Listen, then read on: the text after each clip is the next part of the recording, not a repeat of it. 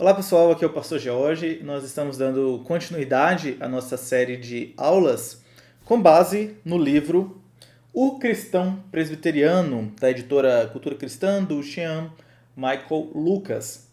Na nossa primeira aula, a gente viu sobre como a identidade presbiteriana está baseada em convicções, baseada também nas práticas e também na sua história. E esses 3 pontos é o que dá a base para a estrutura deste livro e da nossa série de aulas que nós teremos aqui. Então, hoje nós vamos dar início à parte mais focada nas convicções. E a convicção mais fundamental, a primeira delas que precisa ser mencionada, é de que Deus é soberano. Então é sobre isso que nós vamos falar hoje. Dizer que Deus é soberano significa dizer que ele é rei. E isso é algo tão marcante que a gente tem ali o exemplo em Daniel, capítulo 4, falando do rei Nabucodonosor, que tinha uma grande autoridade ali naquele povo, né? Ele mesmo, como rei, ele teve que reconhecer a soberania do nosso Deus. E ele diz ali no versículo 25, Daniel 4, 25, ele diz: "Será expulso de entre os homens e a tua morada será com os animais do campo, e dar-te-ão comer ervas como os bois, e será molhado do orvalho do céu.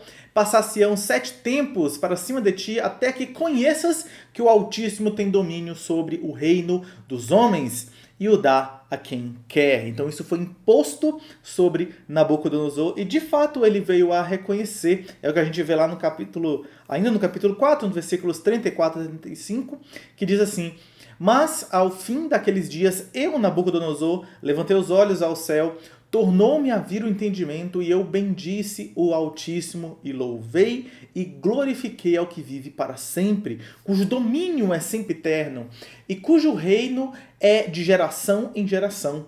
Todos os moradores da terra são por ele reputados em nada, e, segundo a sua vontade, ele opera com o exército do céu e os moradores da terra. Não há quem lhe possa deter a mão, nem lhe dizer o que fazes." Então, essa é uma afirmação da soberania de Deus. Significa dizer que Deus é rei sobre todas as coisas, que ele tem o governo sobre todas as coisas, que ele é quem domina tudo. Isso é o que nós afirmamos com a soberania de Deus. Essa soberania de Deus, essa doutrina tão fundamental para nós, às vezes causa certo escândalo para algumas pessoas, porque elas ficam chocadas diante de tamanha autoridade, diante de tamanho governo, porque muitos pensam que têm liberdade para fazer o que bem entendem, e ao dar de frente com a afirmação da soberania de Deus, ficam incomodadas com outro controle que não o seu próprio, né? Então, como é que nós nos sentimos em relação à soberania de Deus quando pensamos em sua soberania em cada parte da vida? Por vezes leva a um constrangimento, por vezes leva a dúvidas, né? Como é que Deus determinou todas as coisas, sendo que eu faço as escolhas da minha vida? Então, nosso objetivo é falar sobre isso, afirmar a soberania de Deus, mas também esclarecer um pouco sobre essas questões. Então, em primeiro lugar, o que a gente vai ver é sobre a soberania de Deus na criação. Depois a gente vai ver sobre a soberania de Deus em cada esfera da vida e, posteriormente, e finalizando, com a soberania de Deus na salvação, ok? Então, sobre a soberania de Deus na criação, o que a gente entende é que Deus é o criador de todas as coisas. Ao afirmar que Deus é o criador, nós também estamos afirmando que ele é único criador, ele não participou isso, ele não compartilhou desse privilégio com outros, né, dessa glória com outros. Essa glória pertence somente a ele. Algo que afirmamos também na aula anterior é sobre o fundamento de nossas doutrinas estarem expostos na Confissão de Fé de Westminster, nos símbolos de Westminster, e eu leio aqui para vocês o capítulo 3 da Confissão de Fé de Westminster, cujo título é Dos Decretos Eternos de Deus. O primeiro parágrafo diz assim: desde toda a eternidade e pelo muito sábio e santo conselho de sua própria vontade, Deus ordenou livre e inalteravelmente tudo quanto acontece. Porém, de modo que nem Deus é o autor do pecado, nem violentada é a vontade da criatura, nem é tirada liberdade ou a contingência das causas secundárias antes estabelecidas. Então, é afirmado que Deus, pela sua vontade, determinou tudo o que acontece. Não existe nada na criação que acontece fora da determinação do próprio Deus. E no capítulo 4, que fala sobre a criação, diz assim: no princípio aprove a Deus, o Pai, o Filho e o Espírito Santo, para manifestação de sua glória e de seu eterno poder, sabedoria, bondade, criar ou fazer do nada, no espaço de 6 dias, e tudo muito bom, o mundo e tudo o que nele há, visível ou invisível. Então, com essas afirmações, né, a partir da nossa confissão de fé, o que a gente entende é que Deus criou tudo do nada. Deus não simplesmente pegou uma matéria pré-existente para dar origem a tudo, né, mas nada existia em termos da criação, apenas Deus é eternamente existente e assim ele criou todas as coisas. Nós entendemos também com isso que Deus criou tudo para a manifestação da sua glória. Isso que diz o capítulo 4 da criação, né? Da nossa confissão de fé. Então, qual é o propósito de toda a criação? É glorificar o nome de Deus. Não é por causa de nós, não é por causa de outro ser, mas é somente por causa dele mesmo. E quando foi que Deus criou tudo? Antes de todas as coisas, né? Nada existia, apenas Deus eternamente existente e por causa dele, a partir dele, é que todas as coisas foram criadas.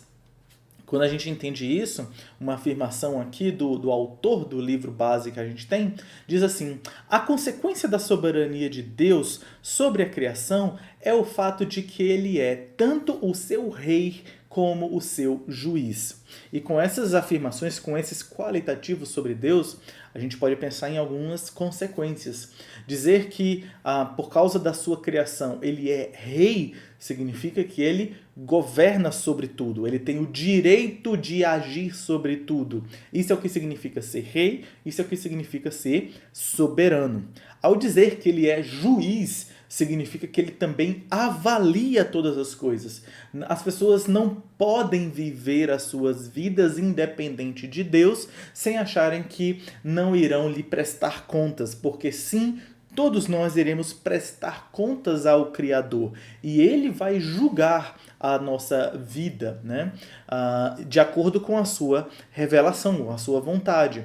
E isso se dá porque Deus é também o juiz sobre todas as coisas. Então, esse é um primeiro ponto que fica bem claro, né, quanto à soberania de Deus na criação. O segundo aspecto, então, é a soberania de Deus em cada esfera da vida. Ao pensar em cada esfera da vida, significa, a gente pode até questionar um pouco, né? E alguns pensam, será que Deus ele se preocupa com as coisas do cotidiano? Será que Deus age nos detalhes mínimos do nosso cotidiano, do nosso dia a dia? Alguns vão pensar que Deus age apenas em aspectos mais especiais, né? Milagres, né? Momentos extraordinários na história do povo de Deus, na consumação de todas as coisas, com a vinda de Jesus Cristo, ele age na salvação, no meio do culto público, Deus se faz presente. Mas no dia a dia, será que ele está presente também? A verdade é que sim, Deus está presente em cada detalhe da criação. Deus criou todas as coisas e ele conduz todas as coisas. O capítulo 5 da nossa Confissão de Fé, que fala sobre a providência, o primeiro artigo diz assim: pela sua muito sábia providência, segundo a sua infalível presciência e o livre e imutável conselho da sua vontade, Deus, o grande Criador de todas as coisas, para o louvor da glória de sua sabedoria, poder, justiça, bondade e misericórdia, sustenta, dirige, dispõe e governa todas as suas criaturas, todas as ações delas e todas as coisas, desde a maior até a menor. Então, Deus, de acordo com a sua vontade, ele age por ele ser criador de todas as coisas, ou seja, ele tem o direito, né? E para glorificar o teu nome, o nome dele, né? Ele age sobre todas as coisas. E aqui, quanto à doutrina da providência, temos aqui algumas formas de ação de Deus. Ele sustenta, dirige, dispõe e governa. E o que significa essas coisas? Sustenta, dirige, dispõe e governa. Ao dizer que Deus sustenta todas as coisas, significa que tudo existe, tudo permanece existindo, porque Deus sustenta todas as coisas pelo poder da sua palavra.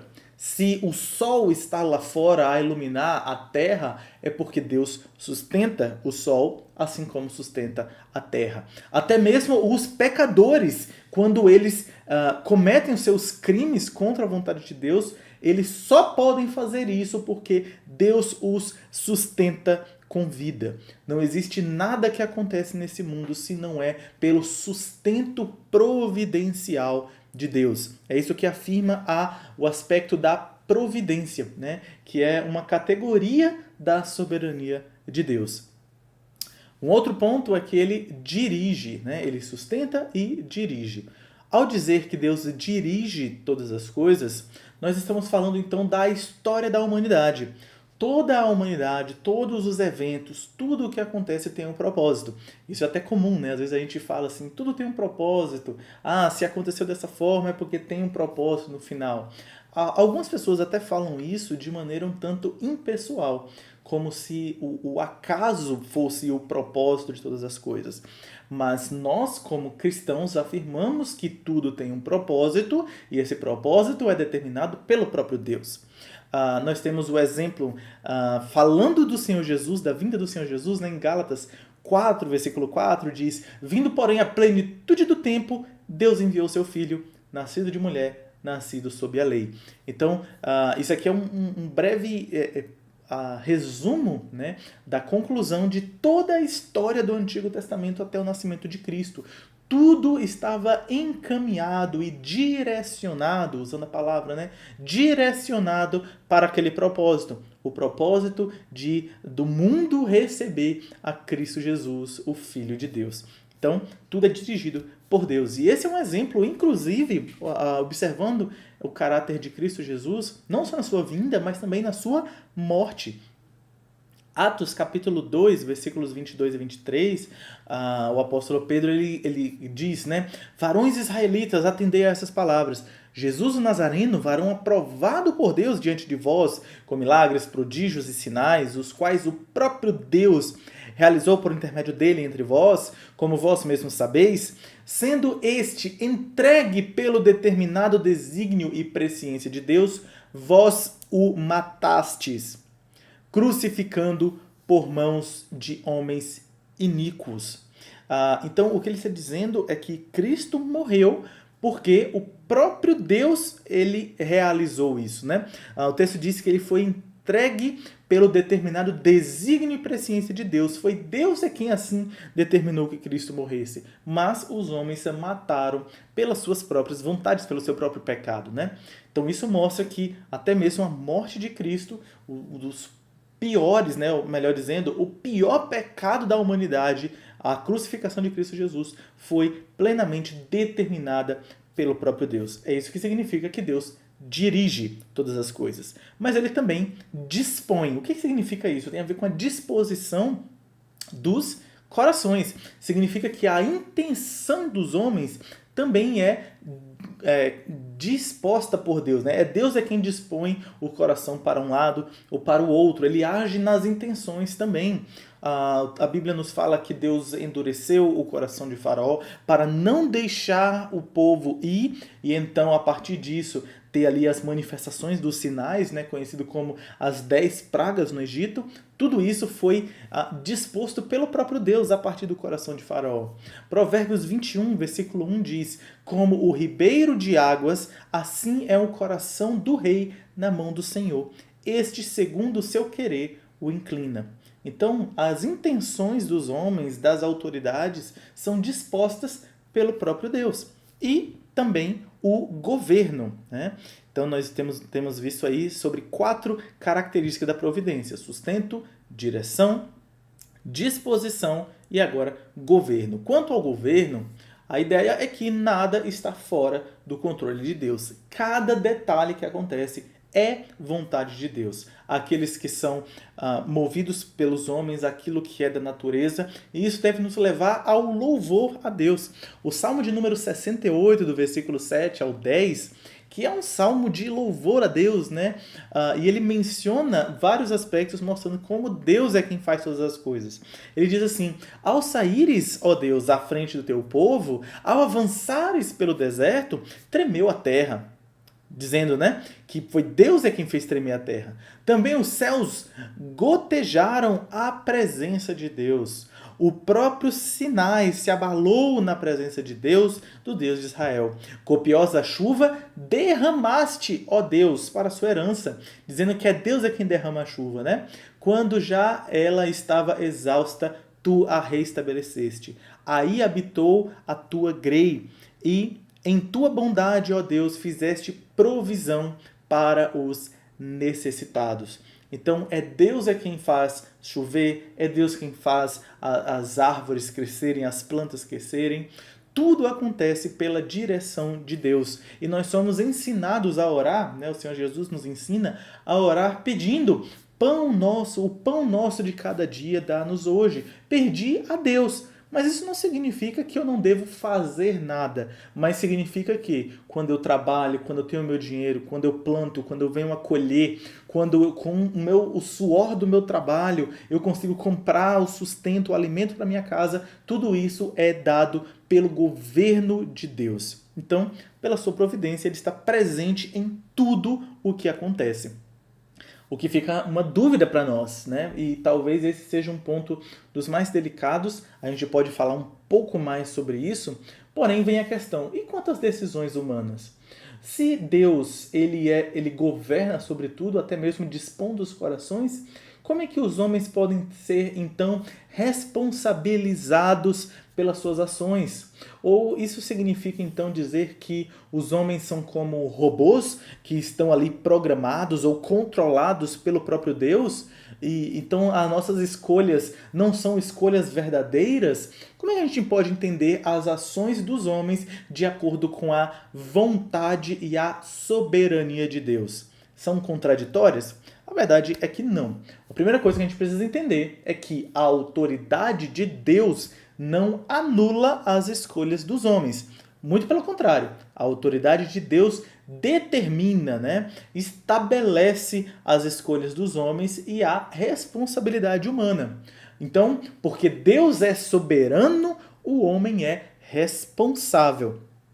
Uma outra coisa também é que, de fato, as escolhas dos homens são limitadas. O homem não escolhe de maneira livre, de maneira absoluta, aquilo que qualquer uma possibilidade. O homem é influenciado certamente pelos seus desejos, mas os seus desejos e a sua capacidade, algo que a Bíblia fala um pouco mais também, está manchado pelo pecado. Então, por causa disso, os homens estão limitados, e isso sem Cristo, né? Estão limitados a agir pecaminosamente. Ele não pode fazer aquilo que é santo, ele só faz aquilo que é pecado. Mas também estão limitados pelo decreto do próprio Deus. Eles não fazem aquilo que Deus já não determinou que eles fizessem. Porém, isso não contradiz a responsabilidade humana, porque quando os homens agem, eles agem de acordo com o seu querer. Quando os homens pecam, eles pecam porque eles quiseram pecar contra a lei de Deus. Citando o exemplo que eu já mencionei antes, a própria morte de Cristo, quando o apóstolo Pedro vem a pregar, ele diz que Cristo morreu conforme foi determinado pelo próprio Deus. A soberania de Deus estabeleceu que Cristo morreria daquele jeito, nas mãos daquelas pessoas, exatamente como aconteceu. Porém, os homens fizeram o que era mal. Pecaram com as suas próprias mãos, de acordo com as suas próprias intenções. Então, sim, o homem é responsável porque ele age de acordo com o seu querer, e o seu querer é uma rebeldia contra Deus. Então, aí está estabelecido, então, a responsabilidade humana, né? Então, esse é o aspecto da soberania de Deus sobre todas as coisas, e agora a soberania de Deus sobre a salvação. O que a gente vê? Se Deus é soberano sobre tudo, por que então ele mesmo não já salva aqueles que ele deseja, né? Por que Deus não salva a humanidade? Por que será que ele não já determinou aqueles que seriam salvos? Nós temos uma questão sobre a salvação, que é o fato de que os homens não amam a Deus. O homem não quer a Deus, não ama a Deus. Nós temos o texto de Romanos 3, versículos 10 a 11, que é um dos textos talvez os mais mencionados ao falar sobre isso, que diz: como está escrito, não há um justo nenhum sequer, não há quem entenda, não há quem busque a Deus. Então o homem não busca a Deus, o homem não ama a Deus. Pela sua natureza humana, manchada pelo pecado, ele não tem disposição e interesse de amar a Deus. Então como é que alguém pode ser salvo? Mesmo se você disser, essa pessoa deve se arrepender e crer em Jesus, o homem não tem capacidade para isso porque ele está preso e limitado ao pecado. Então nós temos aí um dilema, né? Esse dilema que é resolvido somente pelo próprio Deus, pela soberania de Deus. O homem, por si mesmo, não tem capacidade de escolher Deus, mas Deus tem capacidade de escolher o homem e libertar o homem dessa prisão pecaminosa. No capítulo 3 de nossa Confissão de Fé, o artigo 5º, falando dos decretos de Deus, diz assim: segundo o seu eterno e imutável propósito e segundo o santo conselho da sua boa vontade, antes que o mundo fosse criado, Deus escolheu em Cristo para a sua glória eterna os homens que são predestinados para a vida. Para o louvor de sua gloriosa graça, ele os escolheu de sua mera e livre graça e amor, não por previsão de fé, ou por causa de boas obras e perseverança nelas, ou de qualquer outra coisa que ele poderia ver na criatura que isso o movesse, mas somente por causa da sua vontade. Então, dessa forma, a gente percebe como Deus é quem determina todas as coisas. Deus é quem escolhe. Aqui nós temos uma outra doutrina também que vem da soberania de Deus, que é a predestinação. Deus predestinou aqueles que serão salvos. Isso significa que, dentre toda a humanidade, ninguém é capaz de escolher a Deus. Todos, se forem depender de apenas as suas próprias ações, todos estariam condenados. Mas, de acordo com essa doutrina, nós temos a esperança de salvação porque Deus escolheu aqueles que serão salvos. Esse é um ensino que aparece algumas vezes nas Escrituras. Por exemplo, 2 Timóteo, capítulo 1, versículos 8 e 9, diz assim: não te envergonhes, portanto, do testemunho de nosso Senhor, nem de seu encarcerado que sou eu, o apóstolo Paulo falando, né? Pelo contrário, participa comigo dos sofrimentos a favor do Evangelho segundo o poder de Deus, que nos salvou e nos chamou com santa vocação, não segundo as nossas obras, mas conforme a sua própria determinação e graça, que nos foi dada em Cristo Jesus antes dos tempos eternos. Então Deus é quem nos chama e nos escolhe. Romanos 8, versículos 29 e 30 diz: porquanto aos que de antemão conheceu, também os predestinou para serem conformes à imagem do seu Filho, a fim de que ele seja o primogênito entre muitos irmãos. Aos que predestinou, a esses também chamou. E aos que chamou, a esses também justificou. E aos que justificou, a esses também glorificou. Então, dessa forma, a gente vê que Deus, em sua soberania, escolhe aqueles que serão salvos. Então, uma das perguntas que se pode surgir, né, a partir desse ensino é: se Deus já determinou aqueles que serão salvos, então para que eu vou evangelizar? Então para que eu vou viver uma vida santa? Deus é quem determina. Irmãos, não é assim que acontece, né? A verdade é que se Deus determinou todas as coisas, ele determinou também os meios de acordo com o que é já exposto em sua palavra, né? ainda nos decretos eternos de Deus, em nossa confissão de fé, o capítulo 3 diz que Deus determinou os eleitos, destinou os eleitos para a sua glória, assim também pelo seu eterno e muito livre propósito de sua vontade, pré-ordenou todos os meios para este fim. Então, o ensino básico da salvação de que todos devem se arrepender de seus pecados, devem crer no Senhor Jesus Cristo, isso sempre permanece. Nossa vida deve ser regida pela palavra de Deus, devemos viver em obediência e em santidade, isso sempre permanece. O que nós estamos falando aqui a respeito da soberania de Deus é que as pessoas que serão capacitadas para colocar isso em prática, foi Deus quem as escolheu e as capacitou para tal. Foi Deus quem escolheu e quem irá conduzir em toda a sua vida de piedade para o fim da vida eterna. Deus quem determina todas as coisas. É isso que nós estamos afirmando, né? Então, afirmar a doutrina da eleição ou da predestinação, e essas duas palavras por vezes caminham juntas, eleição e predestinação, não deve ser um impeditivo para nós, não deve ser um problema para nós. Na verdade, esse ensinamento traz duas consequências. E a primeira é a consequência de evangelizar. Porque pense bem, se o homem está afundado em seus pecados, ele não é capaz de amar a Deus, ele odeia a Deus. Para que eu vou evangelizar? Eu vou evangelizar alguém que já odeia a Deus? Eu vou evangelizar alguém que é incapaz, é impossível que essa pessoa se arrependa e venha a crer em Senhor Jesus Cristo? Para que eu vou evangelizar se eu sei que ela vai negar a verdade do Evangelho?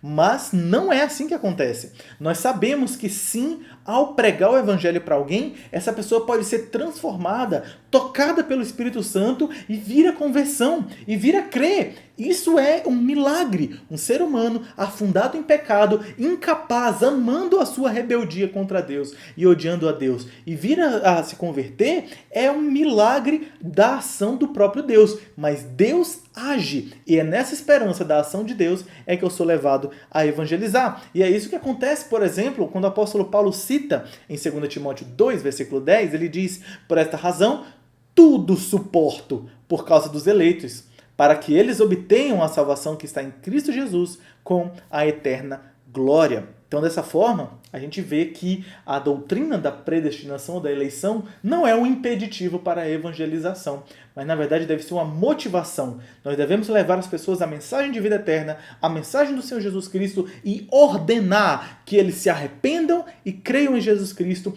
para fugirem da ira vindoura e para que tenham a salvação e a vida eterna. Eles só serão capazes de obedecer se Deus assim agir, mas a nossa responsabilidade de pregar permanece.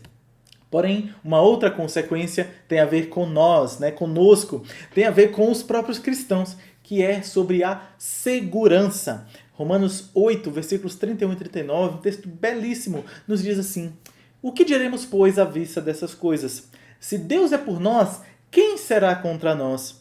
Aquele que não poupou o seu próprio filho, antes por todos nós o entregou, porventura não nos dará graciosamente com ele todas as coisas? Quem intentará acusação contra os eleitos de Deus? É Deus quem os justifica. Quem os condenará?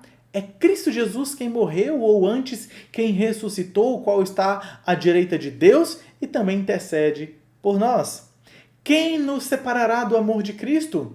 Será tribulação, angústia ou perseguição, fome, nudez, perigo ou espada? Como está escrito, por amor de ti somos entregues à morte o dia todo. Fomos considerados como ovelhas para o matadouro. Em todas essas coisas, porém, somos mais que vencedores, por meio daquele que nos amou. Porque eu estou bem certo de que nem morte, nem vida, nem anjos, nem principados, nem as coisas do presente, nem do porvir, nem os poderes, nem altura, nem profundidade, nem qualquer outra criatura poderá nos separar do amor de Deus que está em Cristo Jesus, o nosso Senhor. Se a minha salvação é uma ação do próprio Deus soberano e não uma ação minha, então é uma ação perfeita, é uma ação garantida que me dá tranquilidade e segurança de vida eterna. Se Deus operou a boa obra em nós, a boa obra de salvação, Ele vai continuar até a consumação dos séculos. E é aí que está a minha segurança. Eu tenho certeza de vida eterna não por causa de mim, não porque eu sou muito bom, porque na verdade eu não sou, mas porque Deus é muito bom e pelo seu poder Ele opera em mim. Essa salvação, evidentemente, deve ser vivida, colocada em prática em boas obras. Nós somos chamados para vivermos em boas obras e assim glorificarmos a Deus, honrando o nosso Deus em obediência aos seus mandamentos. Mas não é isso que garante a minha salvação. Pelo contrário, é a salvação que garante que eu sou capaz de obedecer ao meu Deus. Então tudo isso não é por causa de nós, mas é somente por causa da graça e misericórdia desse Deus soberano. Então, é isso que nós afirmamos quanto à soberania de Deus. A gente vai falar um pouco mais ainda sobre a graça e a misericórdia de Deus em a nossa próxima aula, mas quanto a isso, que fique bem evidente para nós que Deus é soberano sobre todas as coisas, de maneira particular sobre a criação, porque nada veio a existir sem o próprio Deus determinar e criar todas as coisas, em todos os detalhes da vida, pela sua providência, como Ele sustenta, dirige, dispõe e governa todas as suas criaturas. E também a respeito da salvação, porque Deus é quem elegeu e predestinou os homens para a salvação. E isso não deve ser um impeditivo, pelo contrário, deve nos levar à evangelização e tranquilidade de coração e paz, segurança, sabendo que Ele é quem nos salva e garante a nossa salvação. Que Deus nos abençoe e até nosso próximo encontro.